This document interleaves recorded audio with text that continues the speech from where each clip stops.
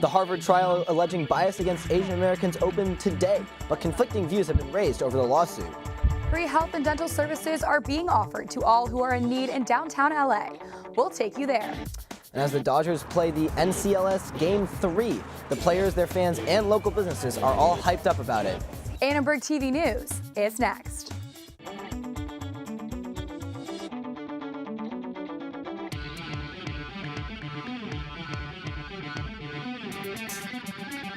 Live from USC, you're watching Annenberg TV News.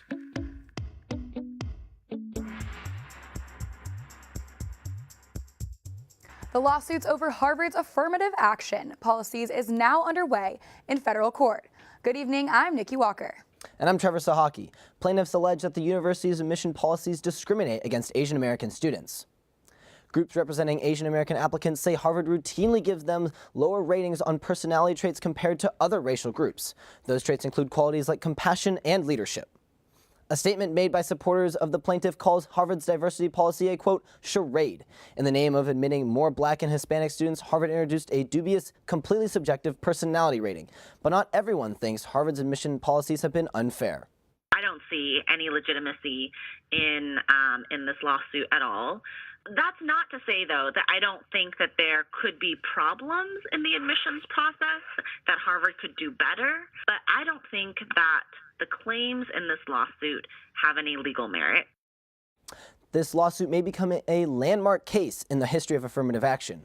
This history all started with the Brown versus Board of Education decision, which established that separate schools are not equal. In 1978, the Supreme Court outlawed racial quotas but upheld affirmative action. In Gratz versus Bollinger, a university point system was outlawed.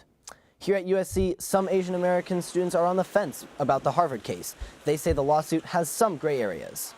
The intention behind affirmative action is a solid one, but the way they're implementing it, where it's essentially creating a quota or a glass ceiling on the ethnicities of people, isn't exactly, I think, a solution to a problem, a very real problem that we have. There's not actually proper consideration of those applicants as a whole, just because of being grouped together as the mono-minority, which is definitely something that hurts Asian Americans as a whole.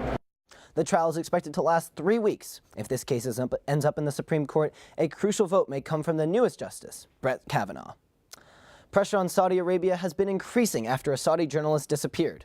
Our political anchor Albert Chen has more on why this is causing international tension. President Trump sent the Secretary of State to meet with Saudi King Salman following the disappearance of outspoken Saudi journalist Jamal Khashoggi.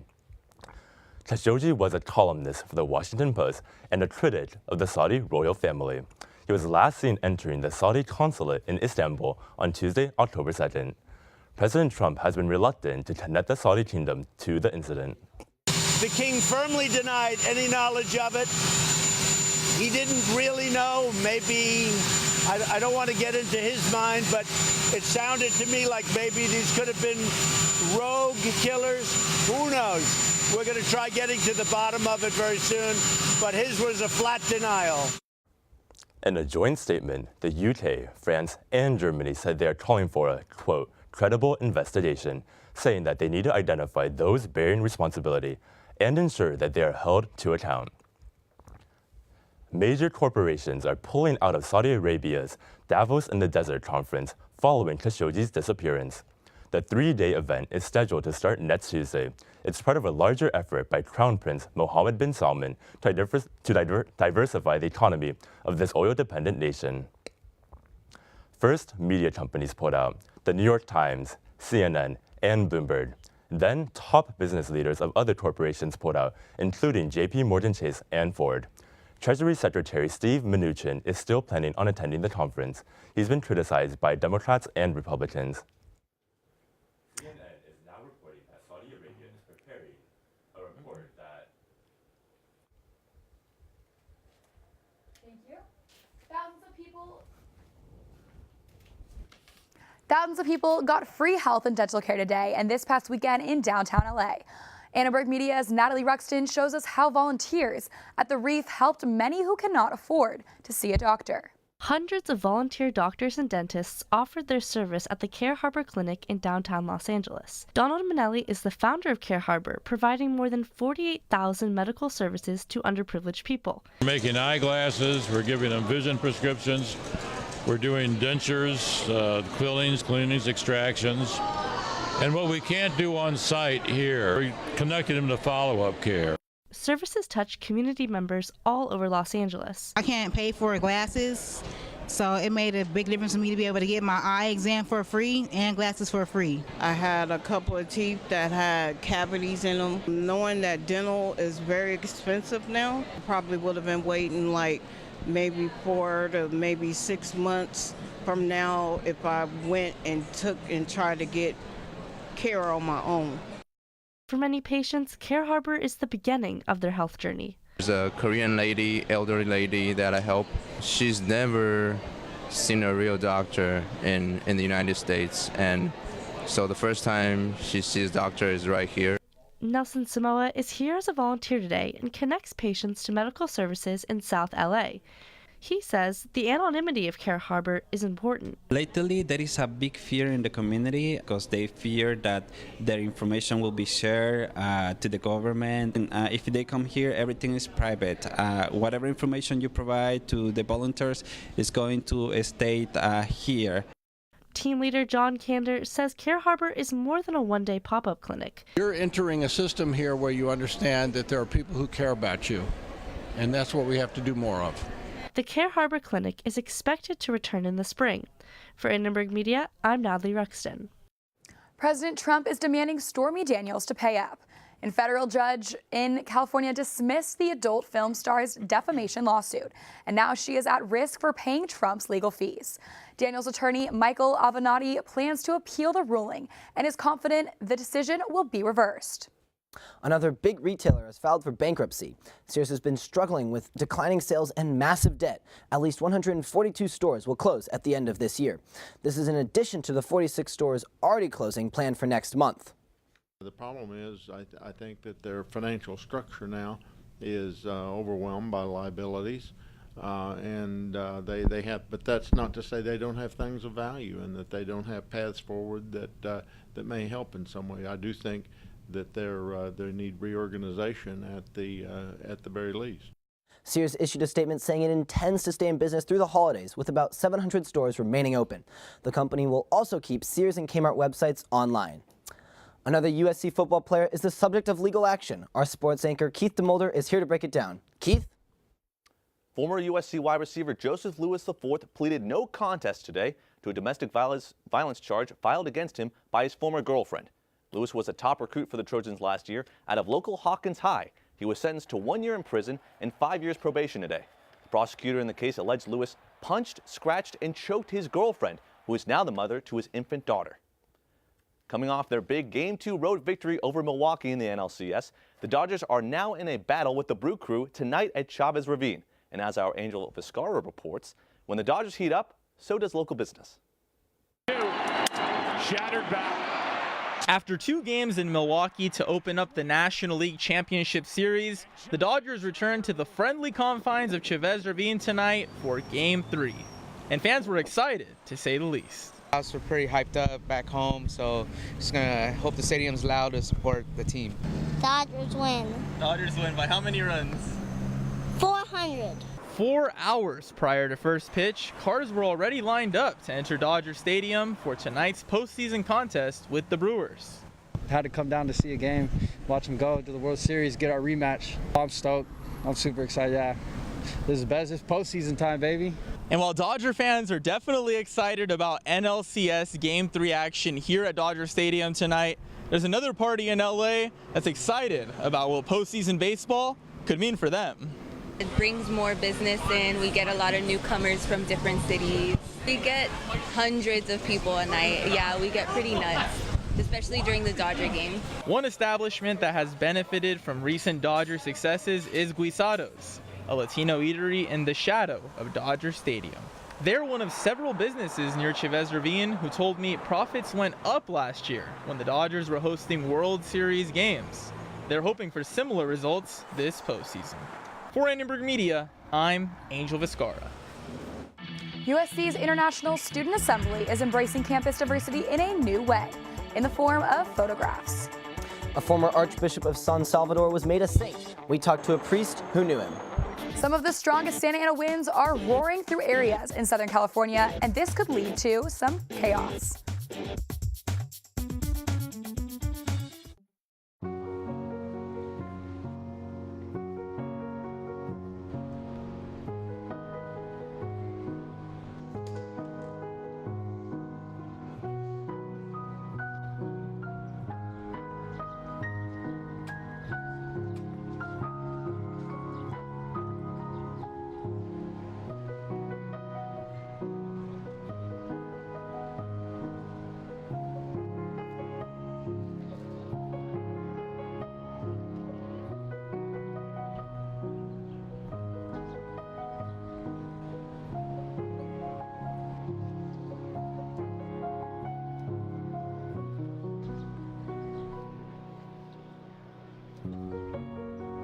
We'd do anything for kids. Yet 1 in 5 children in the U.S. struggle with hunger. Help end childhood hunger near you. Learn how at feedingamerica.org.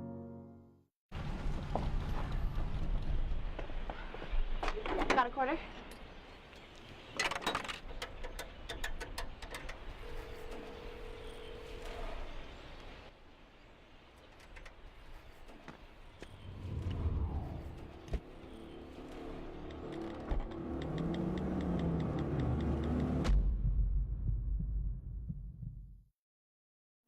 The man who co-founded Microsoft with Bill Gates passed away from cancer this afternoon. Paul Allen was in remission for 9 years before he announced 2 weeks ago that he was beginning treatments again. Allen was also the owner of the Seattle Seahawks and the Portland Trail Blazers. He was 65 years old.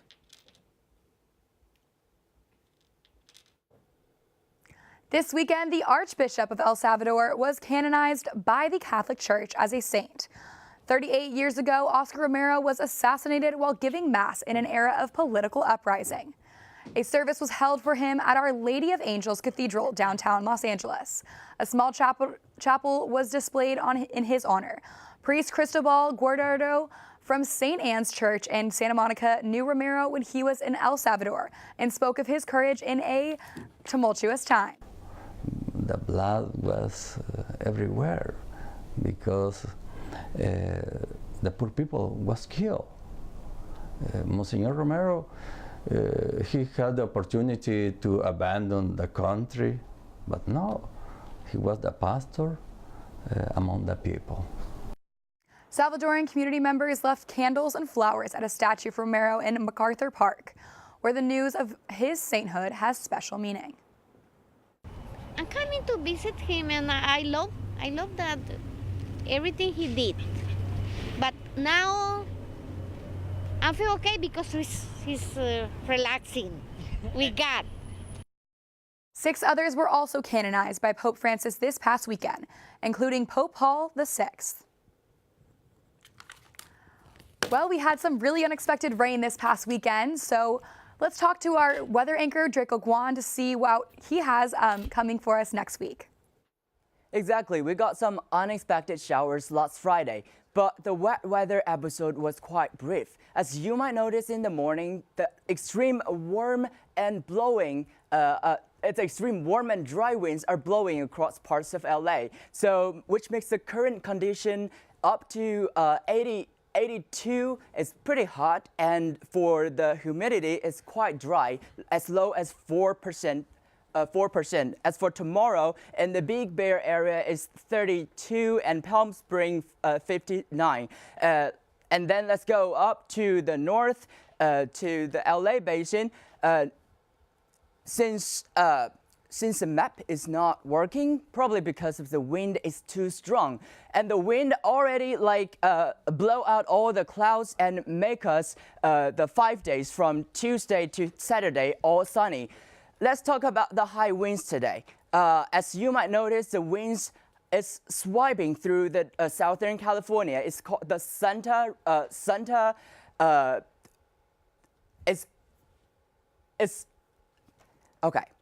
It's blowing my mind right now. So it's is quite strong, and the video you are seeing right now come from the people who live in some of the area that is hit the most by the winds.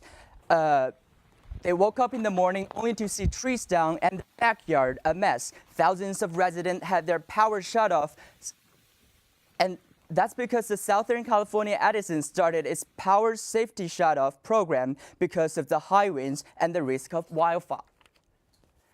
And the city reminds residents to be prepared for possible power outage. So guys, I hope you guys go back to home and find everything is all fine. Yes, I hope so. I mean, I think I'll have power, but I know some of my friends at Pepperdine actually have been without power the entire day. Yeah, my sister's there as well, so wishing the best for her. Yes, We're good for right now. Thank you so much, Draco. Thanks, Draco.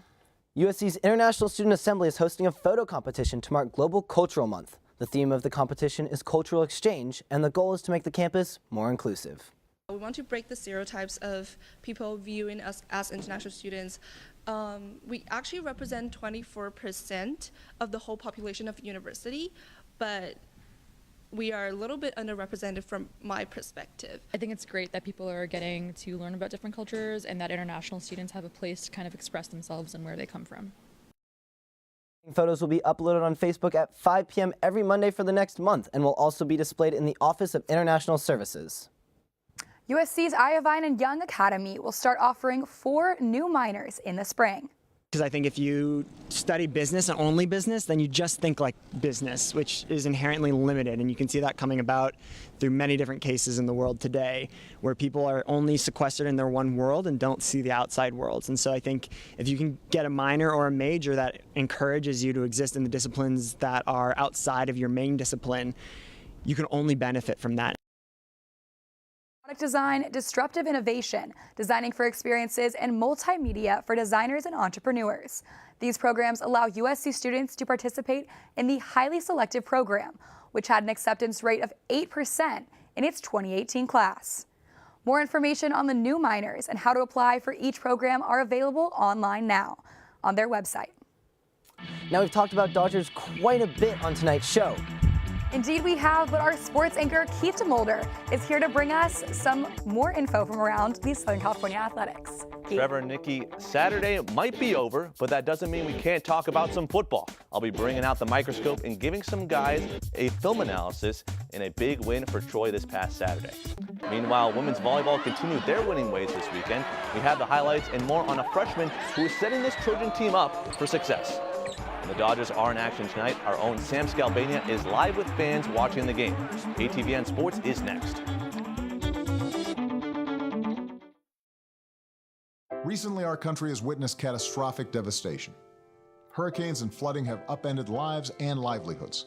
Across this great country, Americans have answered the call. That special calling that compels us when others are down to step up and do whatever it takes. America's at her best when, against all odds, we come together and lift each other up. Please donate to oneamericaappeal.org. America needs you. Thank you. Thank you. Thank you. Thank you. Thank you. Listen, I realize that I'm not perfect, but it all really started to change because you judge me for having a problem. No one is going to know that I need help. I need help. I know that no one is going to judge me for having a problem. I realize that I'm not perfect, but it all really started to change because you listen. Bye-bye. Hi. Hoping for a crisp breeze to help keep you alert. Oh, he took a sip of water too. That'll probably help. You were probably gonna turn down the radio too, so you could focus, right? Probably okay isn't okay. Right. If you see a warning sign, stop and call a cab, a car, or a friend. I think the water line is what really drove it home. I blew on him. It's deja vu all over again for the Los Angeles Dodgers, who are in the NLCS for the second straight year. Already tied 1-1 with the Milwaukee Brewers in the series, the Dodgers are back home tonight to defend Chavez Ravine. The Brewers are currently up 1-0 in the top of the fourth off of an RBI from left fielder Ryan Braun. The run was scored by fellow outfielder Christian Yelich. Los Angeles is bleeding Dodger blue tonight, and Annenberg's own Sam Scalbania has himself an IV. Sam joins us live from Valdoria's in Little Tokyo. Sam, what do you got from us? All right, well, thanks, Keith. I'm out Baldoria in Little Tokyo. Now, this place, this bar, last year during the playoff run for the Dodgers was absolutely packed. Tonight, there are some folks enjoying to my right here, but not quite as raucous as I expected. With a Game 3 in the NLCS, you really expected to be a lot of people out here watching, but 4:30 start time on a Monday night, people coming out of work, might be filling in a little bit later here. It's starting to fill up, but after a huge Game 2 win in Milwaukee, I expected there to be a lot more people out supporting their Dodgers. Hopefully with a win tonight for the Dodgers and a series lead going into tomorrow, there'll be a little bit more people coming out and supporting on Tuesday night for a 6 o'clock game. For Annenberg Media, I'm Sam Scalbania. Back to you, Keith. Thanks so much, Sam. Now we transition from Dodger blue to the Cardinal and gold. It's time for some football film analysis. This week's subject is starting quarterback JT Daniels and his 2 interceptions against Colorado. In a 31-20 win over Colorado, Daniels completed just 50% of his passes, including this throw right here, which was picked off by Drew Lewis. If you take a look at this play, perfect throw from Daniels, but unfortunately poor placement. Look at this, triple coverage right here as he tried to get that pass to Velus Jones. Unfortunately, that was not it for JT. He goes with the deep ball, far side, trying to get it to Amon-Ra St. Brown. Instead, it was picked off by safety Evan Worthington over the top. Worthington jumps up, makes an incredible catch on a ball that should have been thrown to St. Brown's back shoulder. As you can see, there wasn't triple coverage, but Daniels still threw the pass to the safety rolling over the top. Thankfully, the Trojans won the game, but there still is promise for an improving freshman QB. Head coach Clay Helton said after the game that although there is a lot of work to be done from Daniels, he is still proud of the freshman's trust with his teammates. Still some things we got to work on. We got to be able to look at safety off and work the other side, not get fooled on that first one, going from too high to one high underneath. But he settled in really nice. Taking a look at one of Daniels' 3 touchdowns, the quarterback underthrew Michael Pittman Jr. on another deep ball. Thankfully, Pittman stopped on a dime to make the catch. We take a look at this play once again.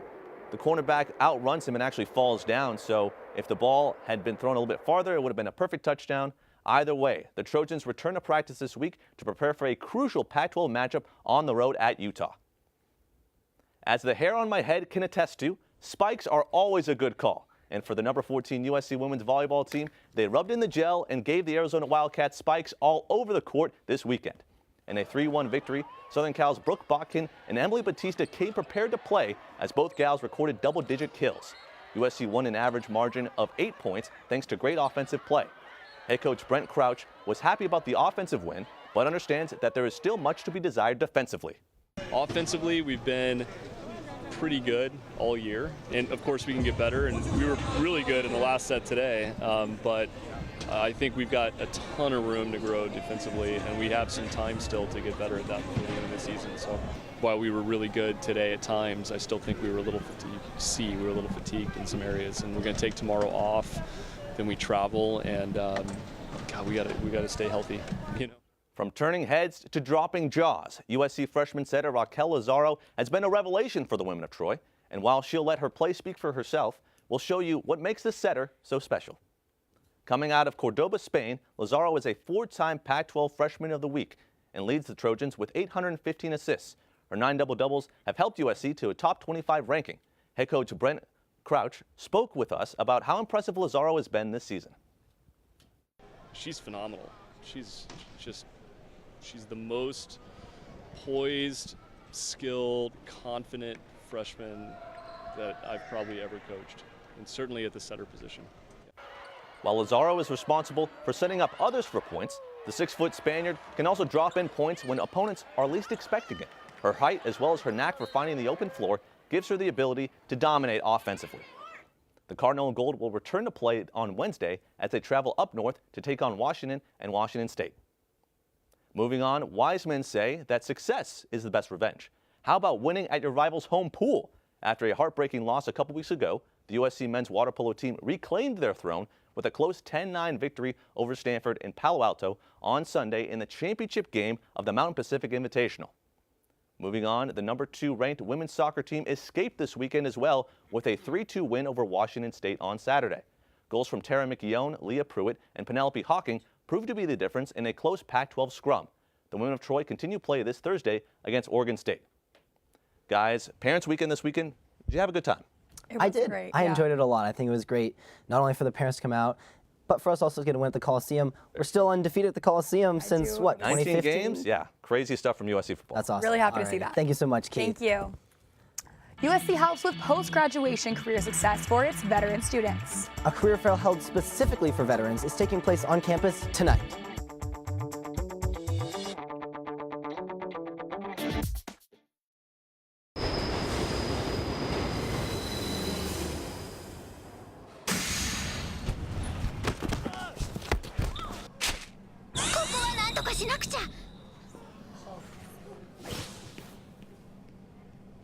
Hey guys, Danny Trejo here. There was going to be a whole song and dance routine about how you should wait your turn to enter the train. But they got me, Danny Trejo, to talk to you instead. Look, when you don't wait your turn to enter the train, it's rude and potentially dangerous. And believe me, I know a thing or two about rude and dangerous. I'm Danny Trejo. Don't be like rude, dude. Be kind, like super kind. Excuse me.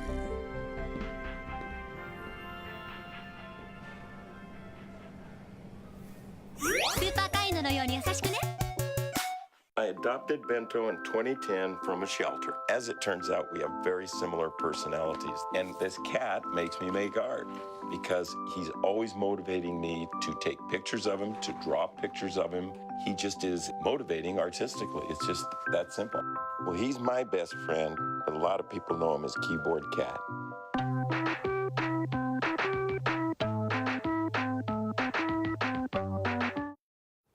Tonight, veterans at USC and their families can meet job recruiters from private companies and government agencies. Veterans say they learned a lot of valuable job skills in the military. Sometimes it's really hard for us to market that, but having a job fair that is specifically looking for veterans, because we have those specific skills, help us to, show and market ourselves better. The event will be held in the Ronald Tudor Campus Center Ballroom and runs from 6:30 to 9 o'clock. Dozens of recruiters are expected to attend, including representatives from the FBI, Amazon, and IBM. The royal family is growing. Prince Harry and Meghan Markle just announced they're expecting their first child. The royal baby of Duke and Duchess of Sussex is due in the spring. The news of the pregnancy broke as the couple arrived in Australia for their first official royal tour. Kensington Palace released the news on Twitter. The baby will be 7th in line for the throne. 5 months ago, millions watched the royal couple marry at Windsor Castle. This royal baby won't be a prince or princess. The title will be Earl Lady, unless the Queen changes the protocol that's been in place for a century. Well, that is fantastic. I'm so glad for them. Such good news. I mean, so much better than a royal wedding is a royal baby. Yes. Thanks for watching Annenberg TV News. From everyone at Annenberg Media, I'm Trevor Sahaki. And I'm Nikki Walker. You can watch us online at uscannenbergmedia.com. Good night.